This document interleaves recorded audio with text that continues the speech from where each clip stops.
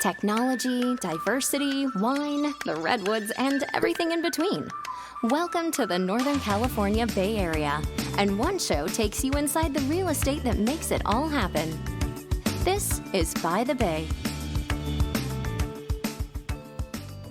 Hey everyone, and welcome back to By the Bay. I am your host, Dan Ancheta. I'm really grateful that you're here joining us again for another episode of the podcast.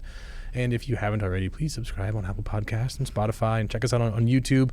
We don't get a huge following on there, but I'd love to be more engaging with the audience on there. Today, I have another fellow podcaster, and I'm trying to think of how long we've known each other, since junior high school. Yeah. Amy Ahlers is here. She's a realtor at Live Explorer, and also a podcaster, Beyond the Vines, with Amy Ahlers. And thank you for coming on the show, and tell us about you. Thank you for having me, first of all. I'm Absolutely. so excited that you and I have been able to kind of connect and do this. It's really exciting Totally. to me. So, so you nailed it. So Beyond the Vines is my podcast. I interview local small businesses in our community, really just with the effort for them to be able to get their word out about their business, and also just to kind of grow our community that way. And it's been really, it's been You got like awesome. a range of people on there, right? Such like a wide range. Tattoo artists and restaurant owners. Yes. And I mean, last week I had a psychic medium. That's going to be an interesting episode coming out next week. And then I've had, like you're saying, I've had tattoo artists, I've had restaurants, I've had financial advisors. Like it's all. I had a preschool on yesterday. It's like such a wide range of. So why did you decide to do the podcast? Great question. So I switched brokerages almost a year ago, and part of like what drew me in is Live Explorer is a boutique brokerage for anyone who isn't familiar with it, and very community focused, all local agents that have been in this area for a really long time. And so I loved that vibe of that smaller boutique brokerage feel, but also they had this amazing podcast studio, which I'm an avid podcast listener, like all day long. And so the idea of, wow, I could do something with that, and they handle everything for me, and what would I do really was a big part of it, but like I knew I wanted to use it in some capacity. Nice. So I switched brokerages for a million other reasons too, that I love Live Explore, but the podcast studio was a draw. And then I switched like during busy season. I couldn't get my podcast up and running until like fall. Originally, I was going to do food and wine because anybody that knows me knows I love to eat. Totally. And I love wine. And so that was going to be my focus. And then I was actually in the shower. That's where I do all my best thinking. I think it's because it's like the only spot in my house that's actually quiet because we have a lot of children. I always get interrupted. I'm going to take 10 minutes closed. and then like Totally. yesterday I had like the door locked and like my 2-year-old's banging on the door. Da da da. I'm like, dude, like just for a minute. Just for a minute. Yeah. Yes, for sure. Anyway. Yeah. No. Of course, I get that feeling. So I literally like. I was in the shower and I was like, no, I think I'm going to do small businesses. That's going to give me a wider range. I'm going to get to meet so many more new people and spread the word about local businesses in our community. And so I got out of the shower and I texted Sean, one of the founders of our office. I was like, okay, I'm ready to start my podcast. This is what I want it to be. And it was like up and running 2 days later. Amazing. Yeah. And I'm just recorded 46 episodes, I think 46? Is where I'm at. Yeah.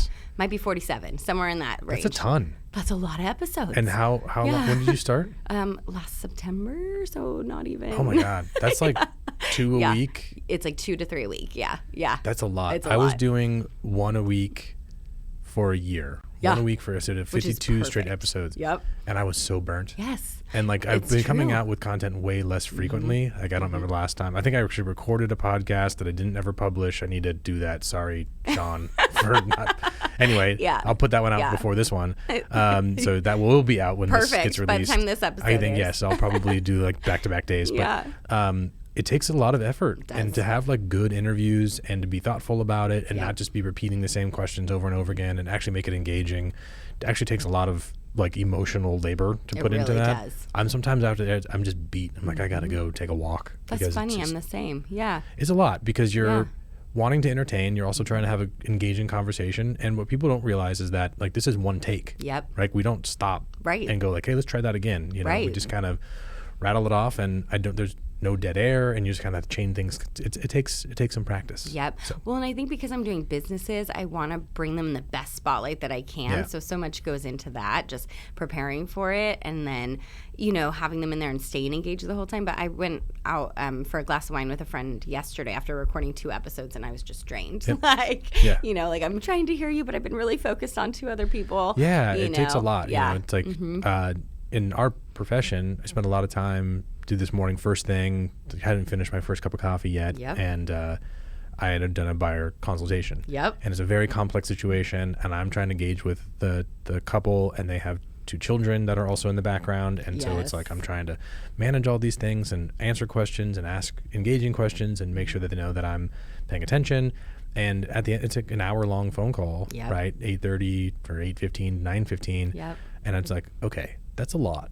It right? is. It's like it's a lot to be fully engaged. And I think that's something that people that aren't in the profession don't really understand. Yeah. Like, if you really care about your clients and you really get into their lives, like, it is a lot of emotional labor. Agree. Right? Agree. Last night I was on the phone with clients at 10 o'clock at night because they had a last minute kind of inspection thing happening with their final walkthrough, found out something that they didn't know before, and they're like, what do we do? And this is the only time that we can talk, and it has to be done right now. And it's like, okay, well, peel myself away from what I'm doing and, go talk to them. And it's a lot. It is. And I think you and I have talked before in the past about, I don't know if people realize how much strategy is involved in all of this. And our brains have to be so turned on when we have these conversations so that we can figure out the best solutions for everybody, because every transaction that we do is so different.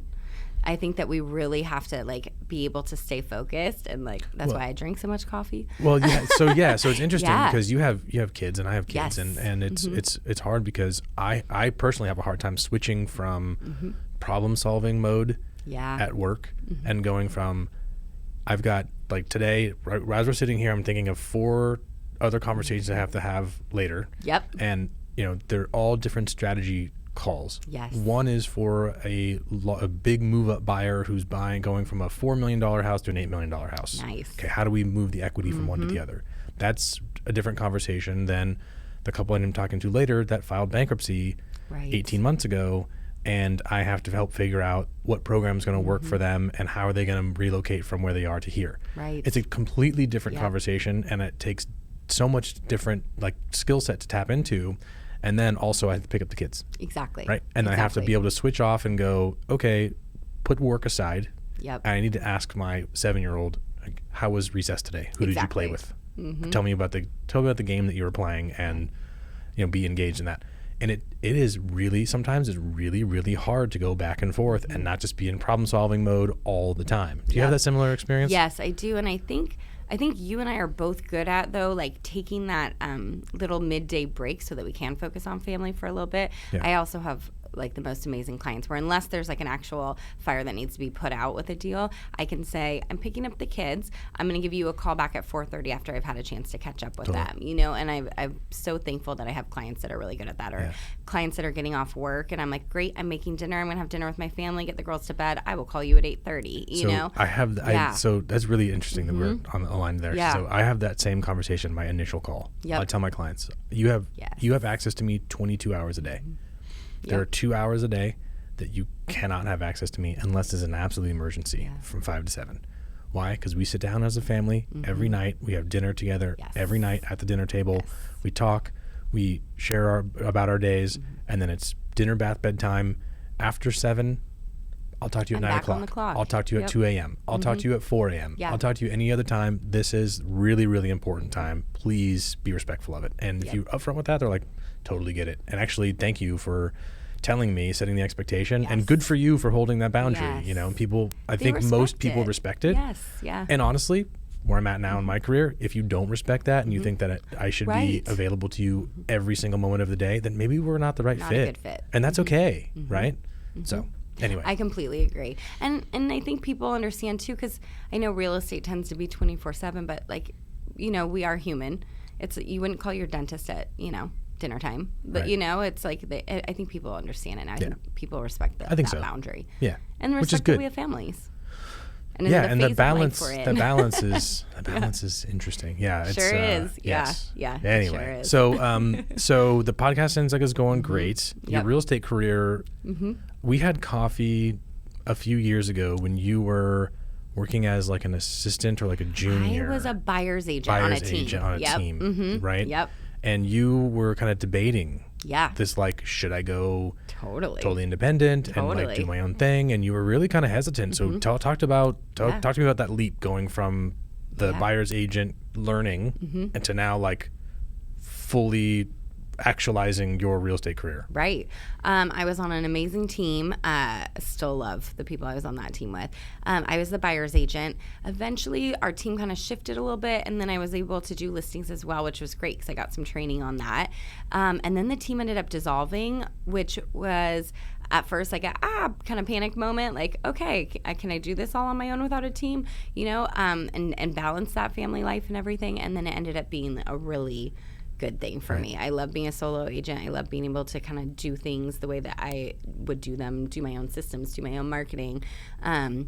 There's a lot of freedom in that. And I think that real estate is one of those things where people choose to work with you because you are good at what you do and you have a good record, but also it's a personality thing. Right. And so that's hard when you're on a team to kind of fit like the team personality as opposed to your own individual. And so I think I attract the clients that are the best fit for me and who want to work with someone like me, being solo and being able to market myself that way. It's really cool. I think it's really cool education, to come up under someone else and learn and see what's good and what's bad or what you would do differently. Priceless. That's really cool. I actually have a new mentee starting with me on Monday. Congratulations. Yeah, I'm really excited. So I'm kind of at the place now, I think, where as we grow, that I'm really interested in helping people who aren't in the business or like people who are early in the business and still trying to get traction and taking them and mentoring them through.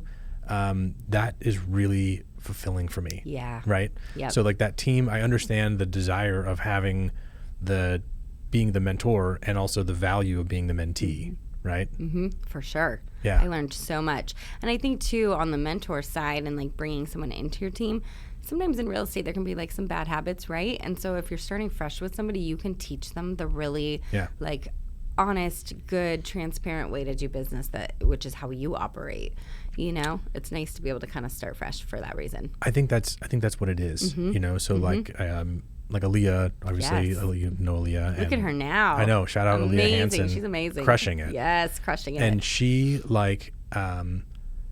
came in knowing nothing, but she had similar background to you in hospitality, right? Yes. And service. And so having those intangible skills, like those personality traits, the who you are, right? If you start with that foundation, like I could teach anyone how to calculate income. Exactly. I can teach anyone how to understand the guidelines. What I can't teach is genuinely caring about your clients and like having empathy and like being open to helping people in a genuine way, even if there's nothing for you to gain. Right? Like there's often times where I'm telling people, you're too far deep into your transaction to make a change. So let me help you navigate this with a lender that you might not really be enjoying, but I care about you as a person. Right. So am I going to get paid for this? No. But is that what it's about? Absolutely not. No. So like having those types of personality traits, I can teach you how to do the job. Right? So yeah, we talked a little bit with Aaliyah about, that unreasonable hospitality book, but also just that theory in life. And it's going about, I always try to think of it like, even though there's so many financial pieces to a transaction, timelines, negotiations, all of that, I always try to step back and look at it from the client's point of view. Like if I were selling my house right now, even if this transaction is going perfectly smooth, which oftentimes they usually are going very smooth, I'm still trying to pack up my house and I'm still trying to like change my address and all the really stressful parts of life. And so I always try to think of that and be like ahead of the game for that reason, because even if everything's going perfectly, there's a lot of stress in buying and selling a house. Totally. And I think that idea becomes what you're known for and that becomes like part of your brand. And we just did this branding seminar. Shout out to Bianca. Bianca Bruce. Yeah, that's so funny. We're both big fans of Bianca. I need to have her back on the show because she was just on your podcast too. She was just on mine. Oh yeah, she's brilliant. Yeah. She's like, we had breakfast yesterday. Just a phenomenal person. She really I just is. Really enjoy her and her way she looks at business and the world. So if you're a real estate professional or mortgage professional and you're looking for some branding advice, some consultation, she's done remarkable things for our brand and helping me understand, what Sequence Mortgage really is.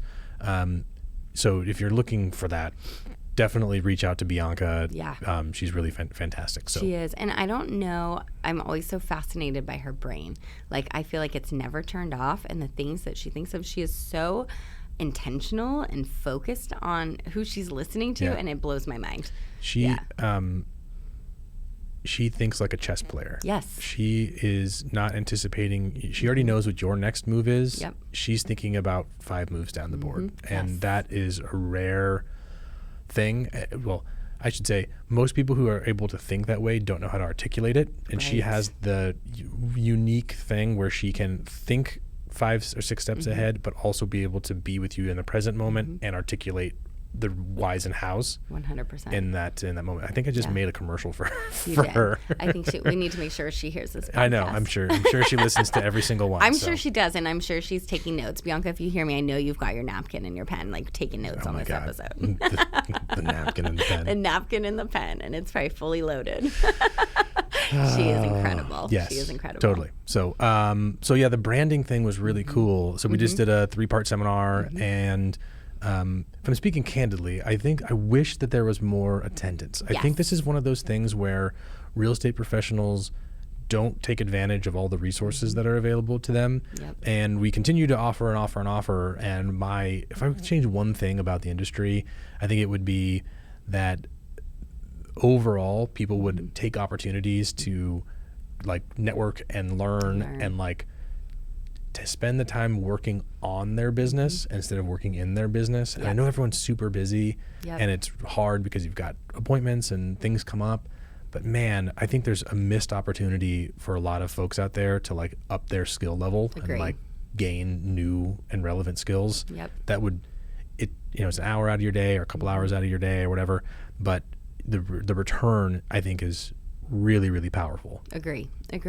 Yeah, I had Ash Gomez on my podcast yesterday. Yeah, shout out Ash too. She's amazing. God, just lovely people. We have some good people in this community. And I mentioned to her, I was like, it's funny because the turnout for that is not what you would anticipate for that, but we joked like even if people sign up, they don't always show up, It's a 50%. 50% is what I think. So if I have, we do these seminars, I have like 20 people sign up, I expect 10. Like if I'm buying lunches. Yes, don't buy 20 lunches. I don't buy 20 lunches. If 20 people sign up, I'm buying 10 lunches. I think that's brilliant. Yeah, because it's just something happens, something comes up, and it's part of the nature of the business. But I also think it's I think it's to the detriment of a lot of the professionals. Right. Well, and we don't have total control of our schedule, like when fires need to be put out, like we were saying. But for the most part, I can, when I say I'm going to be somewhere, I'm going to be there. Right. And so I will plan around that. Like I was actually texting you on one of them because I was like, I'm going to be like 2 minutes late. I don't know how, but she was on time, by the way. Right on time. Yes. But it was still panicking me that it would even be 2 minutes late. It horrified me. And so, but you got to plan around it, in every way that you can. And so don't get me wrong, it's crazy and hectic. Totally. And I understand, I empathize with those people out there that are just really hustling. And especially as the business is contracted a bit, they're doing more themselves instead of outsourcing or having a junior or something like that. And I totally get that because I've had that same experience, right? I think, we're working harder for less. Yes. Totally get it. For sure.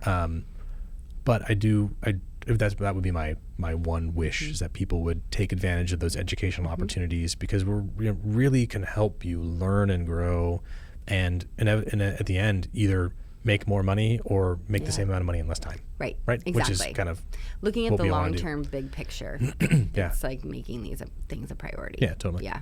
What else should we talk about? I don't know. Summer is coming? Summer's coming. I'm so excited about that. I know. It's so funny. I was just cleaning out the garage the other night and I was like putting together the beach bin. Do you guys have a beach bin? Have a beach bin. Yeah. Because it's if it's a nice day, you gotta go. You just might be on a whim, just like grab the beach bin. Don't want to have to think about it. Just like grab the bin, throw it in the back of the van and call it a day. Yep. So yeah, my wife just bought, I guess at Target, they had like a bunch of like the sand toys. Oh, nice. Right? Early in the season. Yeah. So we lose 80% of them throughout the year, so she overstocked them for future use.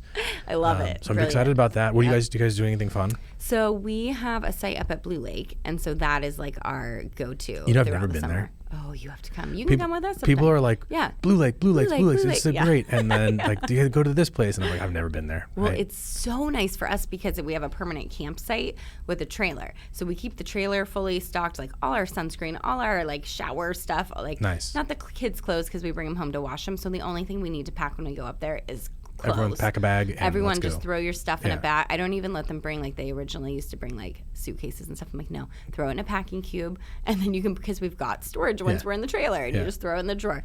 And so that is like our go-to, especially because our kids' sports and dance don't get out till late on Fridays, and so it's like, I have got dinner ready to go in the car. We pick the kids up from all their places, and we just hit the road. They eat in the car. We get to the site, brush your teeth, go to bed, wake up in the morning, head to the lake. Like that sounds ideal. 2 feet. How far of a drive is it?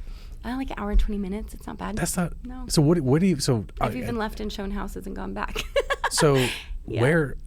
This sounds really silly. But Nope. I've never been there. I couldn't point it on a map. Where is this place? It's like a little north of Ukiah, like 20 minutes. So I will do, because I've got this dialed down to a science. I don't want to have to like fill a cooler and then put the cooler in my car, like grocery shop, fill a cooler, put the cooler in my car, get there, put everything in the fridge. I've like shortcut it. So what I do is I do a Rayleigh's pickup order for Ukiah, so that I'm only 20 minutes away, so I don't need a cooler. And so I just hit the Rayleigh's pickup on the way up. Don't have to get out of the car. They put everything in the back of my car, pull up to the site, unload in the fridge. I got it all dialed in. So maximize you should the time. make a video about. I really should actually. a time lapse. A time lapse of how we get to the lake. How you get to the lake. Yeah, because we try to go. I mean, at least 2 weekends a month during the season, ideally more, and then we're there all weekend. And I work from there, and there's Wi-Fi. Kids play. Make it happen. Wi-Fi. We make it happen, and the kids are also. At the beach, I still watch them because it's a lake and water safety. But like they run around the site when we're not down at the water, and they are like living their best lives. And I can work and do my thing. And both my husband and I have best friends who have sites there too. Right. So it's like it could be a communal all of thing. our kids are together. All of our cool individual best friends. It's amazing. Yeah. And that's only an hour and a half away. Mm-hmm. Yep. Man, I gotta look into that. So that's summer for us for the most part. We usually travel for dance still in the summer. Right. So that's another How old are piece. the kids? What's the range? Yes. So for anyone that doesn't know me, we are a blended family. So I have 2 kids. My husband has 3 kids. And the range is 9, 9, 11, 12, and 14. So we're like in that thick of like, they're easier because they're very independent, and our littles are super independent for being littles. They are like, I can literally ask the girls to start prepping dinner and they've got it, it's amazing. But they're also in that age where we're constantly driving them, constantly figuring out sports schedules, constantly like, you've got to sleep over here, you've got a birthday party there, you were going to go play at this friend's house, and so it's that kind of juggle. Do you just like air tag them so you can just see where everybody is? They actually have cell phones, but I am very strict about what's on cell phones, but I definitely track them, especially when they're playing around the neighborhood. Like, I need to know whose house they're at and like how far away, and then I can just goodness. Yeah, because we're in a different place. So we are 2, 4, and 7. Totally different. Totally different world. We're just starting like, you've got drama club, you've got taekwondo, you've got this, you've got that, and like trying to coordinate all the schedules.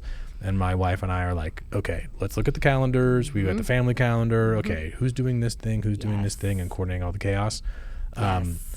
But that's 5 in that age range. It's a lot of That's got to be a lot of schedules. A lot of schedules, a lot of and they're all doing events. extracurriculars, and they're all doing stuff. 4 of the 5 are in extracurriculars. Yeah, we have some pretty athletic kids. Oh, so boy. It's pretty awesome. Yeah. Which, at least, though, all the girls are all 3 dance, so they have completely different schedules. But when we travel, we are traveling to one place, which is so nice. Right. Like, I can't imagine if one was doing traveling soccer and one doing traveling softball and one doing traveling dance. Like, I don't even know how people do hotels. Yeah, so it's so funny. So my wife Meg and I were talking like, okay, well, when the kids are older and they're like 3 different ages, 3 different sports or same sports but different teams. Yep. How do we decide where to go? Hard. Yes, it is so hard. And I guess we'll just have to figure that out when we get there. You're gonna have to wing it. I do have one close friend. She's a hockey mom, and even though all 3 boys are in hockey, their tournaments, I guess that's the right word, are not in the same locations. So they're in, husband's in the city with one, wife's in the city with one, this one went with a friend, and it's like totally different schedules. And so she makes my dance and football mom life look real easy, to be honest. Yeah. Yeah, I kind of like the idea of like everyone does taekwondo. So even if you're going to a tournament, at least you might have different like times that you're on, but you're all in the same place. You're all there. Yep. We also have thing. Grandparents, by the way. I want to give a shout out to the grandparents. Grandparents they are all come through. local, and they are so awesome. Yeah. Yes. Yeah. See, that's they key. help us. Yep. That's key. Yep. Especially when you're playing zone coverage for Yes. 5-on-2. Yeah. Well, that's cool. Yeah.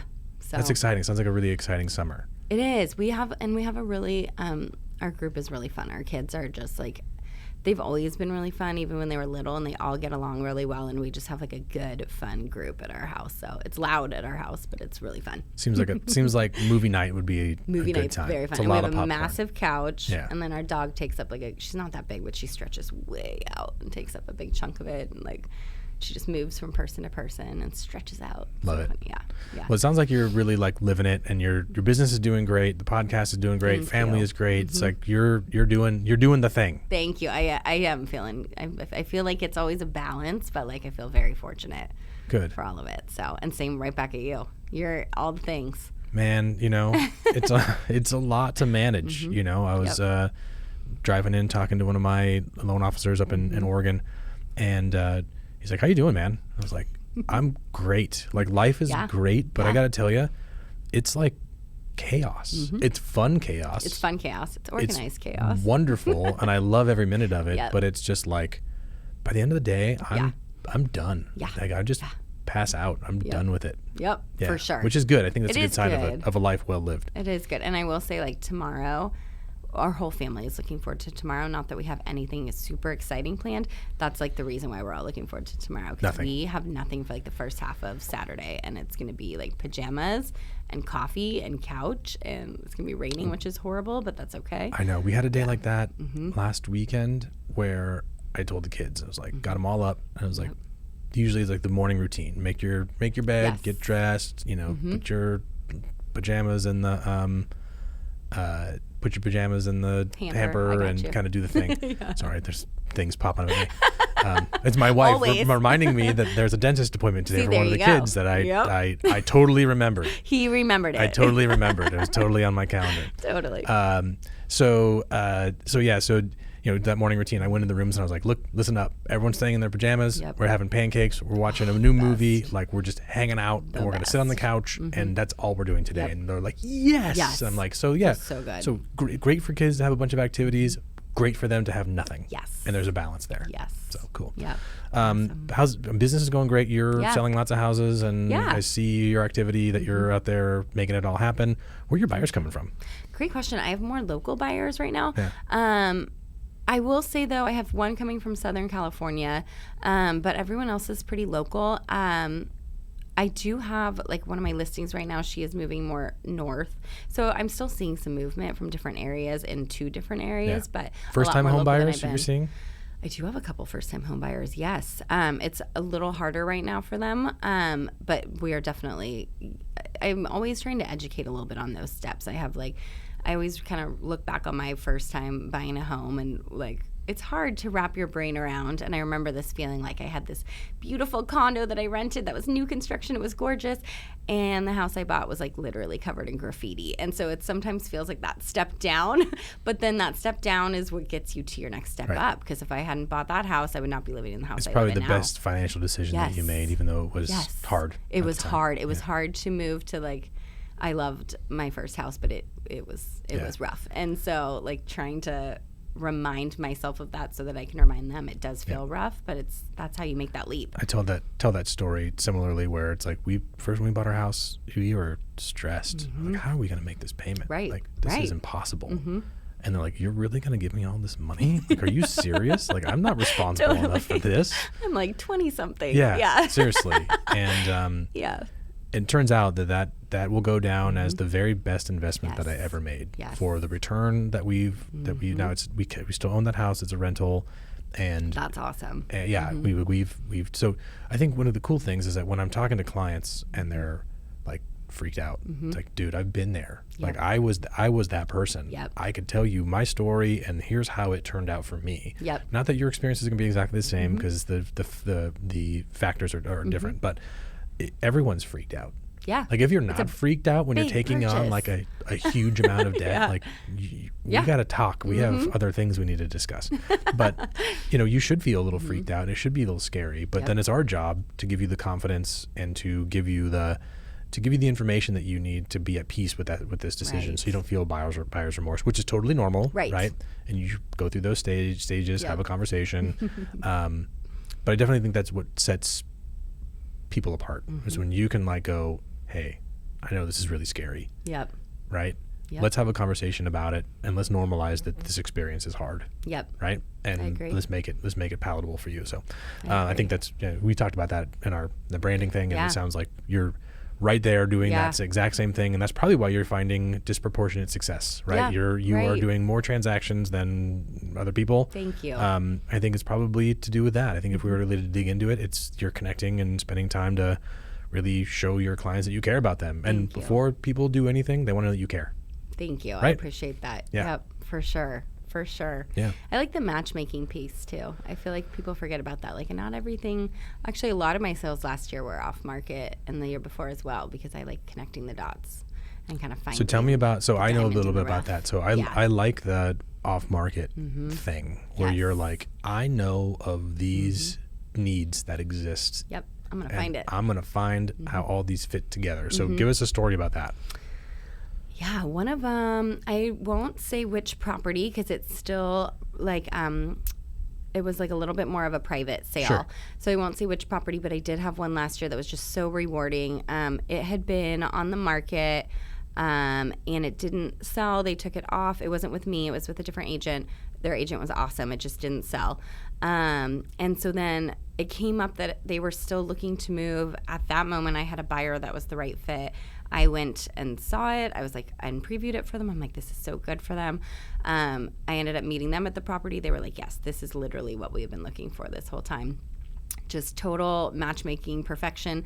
The sellers on the other end, I connected them with someone in my office because I don't generally do dual agency. And so I connected them with someone else, and she took over and did the listing side of all of it. And we just made it happen. And it's literally their dream property. I still talk to them almost every week and like see the photos they post of their views and all the things. And it was just one of those things where, because I'm connected, I knew that this was still something where these people were looking to sell. I didn't know them, but I knew from the grapevine, and it's like a matchmaking, which I love. Those are really great ones where it's like, hey, I know of this need. These people have the desire to sell their home. They just couldn't line it up for whatever reason, right? And you can present them a buyer that's ready to perform, and your buyers get an opportunity because of your network and your connection to have access to something that maybe they wouldn't otherwise. Exactly. That's really cool. Exactly. That's a great success story. I think that's like the value that I bring to that I'm connected in that way. I love being able to do that for people. Well, I think it goes back to, you're out there, you're talking to people and you're networking, and from what I know about you, you're not like, I have all of the answers and I'm going to keep them to myself. It's like, no, like let's share and build community. And I think that's also probably one of the reasons that you're finding the success that you are. Our office is very much like that. Like, we are all helping each other out in that way, even though, I mean, we are, if you were to like step back and look at it, we're technically all competitors, but we're not, you know, and we're all helping each other that way. But I also have just some really good friends in the industry. I have like a mom's group where we get together and hang out, but we also are constantly texting each other with, I see those pictures. That's quite a group that you have there. That is a power group. Yes. Those ladies are amazing. They are. So we have this thread where like, I need this. Do you guys have anything coming on like that? Or like, I have this coming on if you have a buyer. And the power of connections. Valuable. I mean, it's super valuable, especially when you're dealing with some really prolific agents that have lots of clients and they know things, right? And you get to see them first. The first view. Very cool. Yeah. For sure. Well, I think we should do this more regularly, Yeah. and it's fun to have you on the show. And congratulations again on all the success that you're having, and with the family and everything else. Thank I think you. that balance is really great and admirable. So, if people want to get in touch with you, they should follow your podcast. Yes, Beyond the Vines is my podcast. So you can find it on YouTube, Spotify, Apple. My YouTube following, like you said, for years is not as big as other people's YouTube, but my Apple and Spotify are. But if you like YouTube, that's a good place to go. Yes. And then I'm big on Instagram. At Amy Ahlers _realtor is my handle. My website's amyahlersrealestate.com. I'll put all those links in the show notes for today. And thanks for being on By the Bay. And if you are, maybe we should cross post this. And if you're that's a great idea. Listening on Beyond the Vines, it's fun to sit on nice that side. to meet you. Yeah, right. We cool. should cross post. That'd be fun. Yeah, I just thought of that right now. Yeah, I love it. So cool. Great to see you. Thanks for being on the show, and we'll see you next time. Thanks for listening to the show. Thanks for listening. Stay up to date with Bay Area real estate. Hit subscribe now if you haven't already. Did you enjoy this episode? We love reviews in the Apple Podcasts app. We'll read yours on the show. This is By the Bay.